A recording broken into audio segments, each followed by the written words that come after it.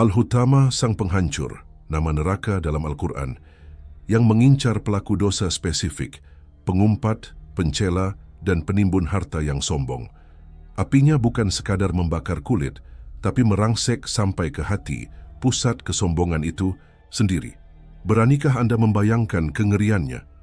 Dari lidah yang mencela hingga hati yang membanggakan harta, Al-Quran memperingatkan tentang Al-Hutama, sang penghancur. Neraka dengan api Allah yang membakar sampai ke kalbu, mengurung penghuninya dalam siksa abadi. Sebuah kisah peringatan yang tak boleh Anda abaikan. Assalamualaikum warahmatullahi wabarakatuh. Segala puji bagi Allah Subhanahu wa Ta'ala, Tuhan semesta alam, yang telah memberikan hidayah dan petunjuknya kepada umat Muhammad sallallahu alaihi wasallam. Syalawat dan salam senantiasa tercurah kepada Nabi besar kita, Muhammad sallallahu alaihi wasallam, yang telah membawa umat manusia keluar dari kegelapan menuju cahaya Islam yang penuh berkah.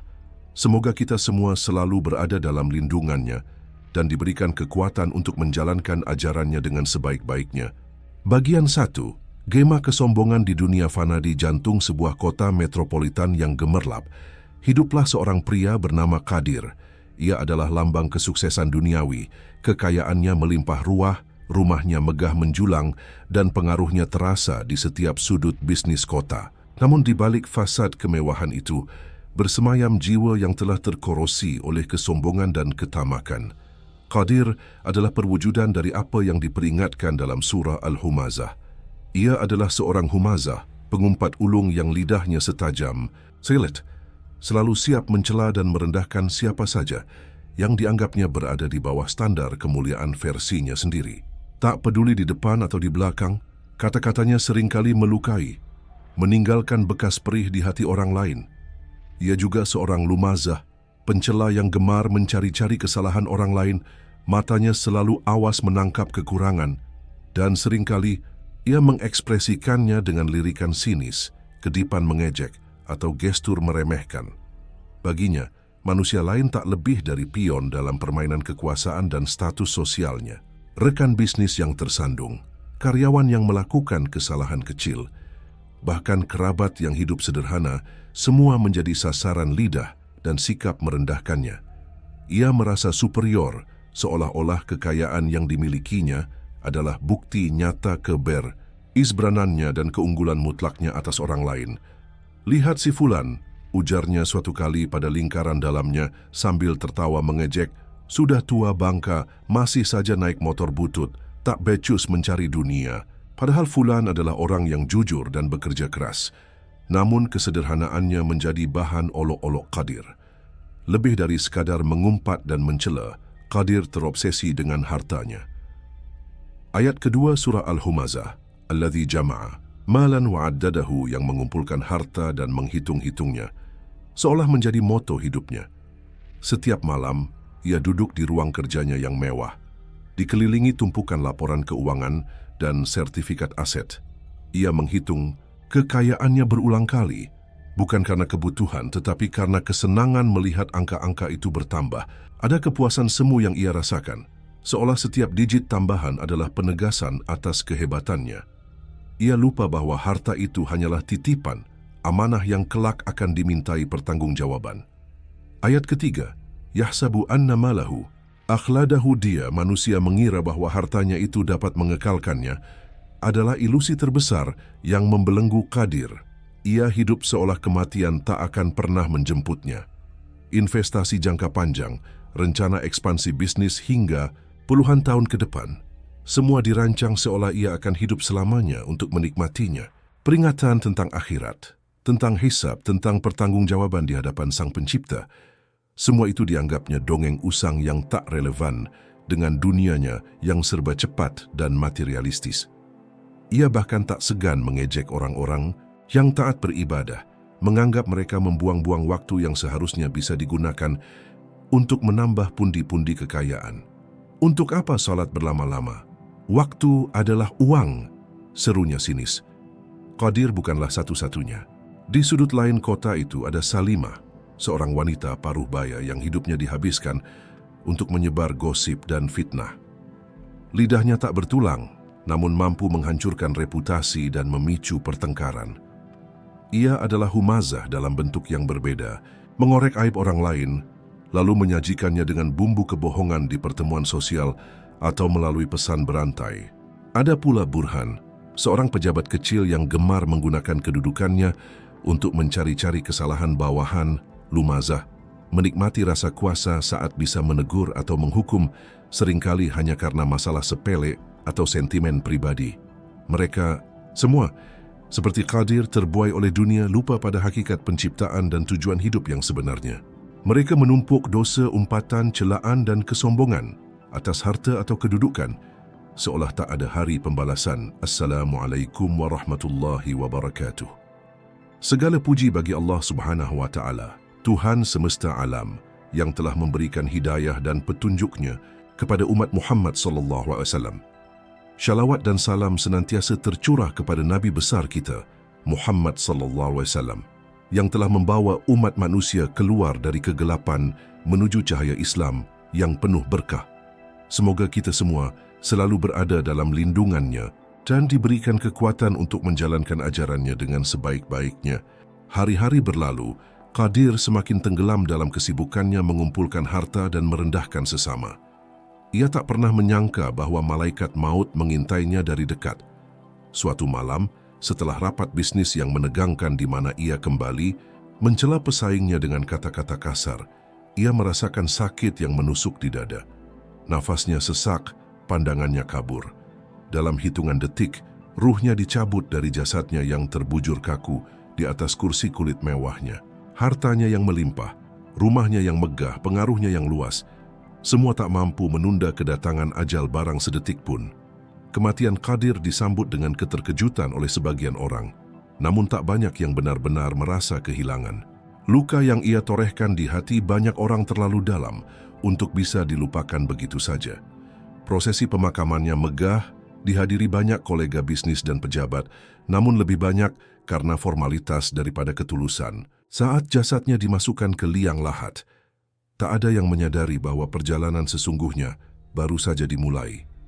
Perjalanan menuju pertanggungjawaban atas setiap kata yang terucap, setiap lirikan sinis, setiap harta yang ditumpuk dan dibanggakan, serta ilusi kekekalan yang pernah membuainya.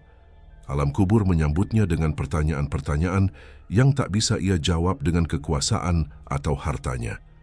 Dan di ujung penantian itu, terbentang sebuah kenyataan mengerikan yang telah diperingatkan dalam kitab suci, Neraka Al-Hutamah.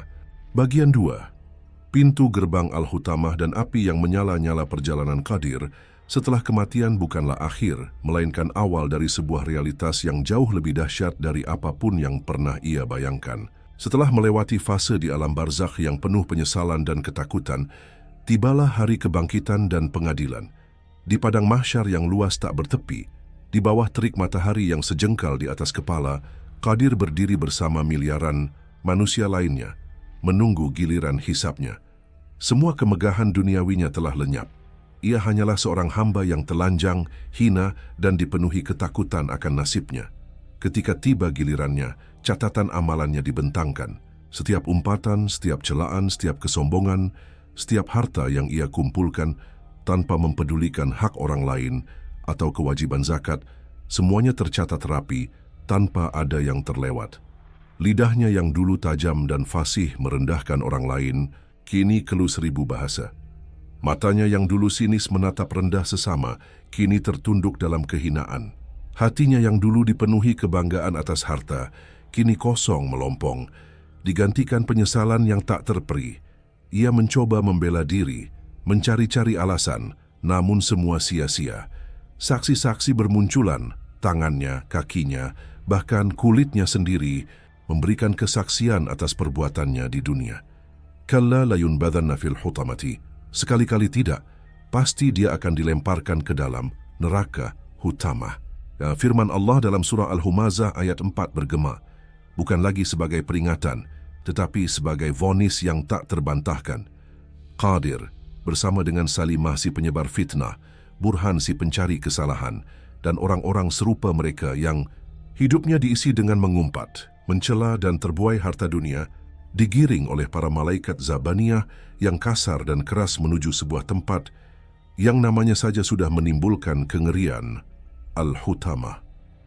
Perjalanan menuju Al-Hutamah adalah perjalanan menuju jurang keputusasaan. Semakin dekat mereka, semakin terasa hawa panas yang membakar. Bukan hanya kulit, tetapi seolah menembus hingga ke tulang sumsum. Udara dipenuhi suara gemuruh yang menakutkan, lolongan panjang penuh penderitaan dan dentuman keras, seolah ada sesuatu yang terus-menerus dihancurkan. Langit di atas mereka berwarna merah saga pekat, kelam dan mengancam. Tak ada lagi pemandangan hijau atau biru yang menenangkan, hanya gradasi warna api dan kegelapan. Gerbang Al-Hutamah menjulang tinggi di hadapan mereka, terbuat dari material yang tak dikenal di dunia, memancarkan panas yang luar biasa dan aura kehancuran yang pekat. Para malaikat penjaga berdiri kokoh. Wajah mereka garang tanpa belas kasihan, siap melaksanakan perintah Tuhan. Saat gerbang itu terbuka, suara deritnya saja sudah cukup membuat jiwa-jiwa yang malang itu gemetar hebat. Hawa panas yang menyengat langsung menerpa, membawa bau hangus yang menyesakkan dada, dan di dalamnya terhampar pemandangan yang melampaui batas imajinasi terliar tentang kengerian. Inilah Al-Hutamah, sang penghancur. Sesuai namanya, neraka ini bukanlah sekadar tempat penyiksaan, tetapi tempat yang secara aktif menghancurkan penghuninya, lagi dan lagi dalam siklus penderitaan tanpa akhir. Wa ma adraka mal hutamat. Dan tahukah kamu apakah neraka Hutamah itu? Pertanyaan retoris dalam ayat 5 surah Al-Humazah kini terjawab dengan kenyataan yang brutal. Itu bukanlah api biasa seperti yang dikenal manusia di dunia. Bukan api dari kayu atau bahan bakar fosil. Narullahil muqadatu, yaitu api azab Allah yang dinyalakan. Inilah api yang bersumber langsung dari kemurkaan Allah atas dosa-dosa tertentu. Api ini memiliki kesadaran dan tujuan, dinyalakan oleh Sang Pencipta sendiri, bukan oleh sebab alami. Warnanya bukan sekadar merah atau oranye, melainkan hitam pekat karena intensitas panasnya yang tak terbayangkan, membakar segala sesuatu hingga menjadi abu, namun kemudian mengembalikannya lagi untuk merasakan siksaan yang sama. Panasnya ribuan kali lipat dari api dunia terpanas sekalipun. Qadir, Salimah, Burhan dan yang lainnya dilemparkan ke dalam lautan api itu. Rasa sakitnya seketika melumpuhkan. Jeritan mereka menyayat udara, bercampur dengan suara gemuruh api dan dentuman penghancuran. Kulit mereka melepuh, daging mereka terkelupas, tulang mereka remuk redam. Inilah makna Hutamah, sang penghancur. Neraka ini menghancurkan fisik mereka berkeping-keping, namun kengerian sesungguhnya belum mencapai puncaknya. Siksaan di Al-Hutamah tidak hanya berhenti pada kehancuran fisik. Ada aspek lain yang membuatnya begitu spesifik dan menakutkan, sebuah siksaan yang menargetkan sumber dari dosa-dosa mereka, hati.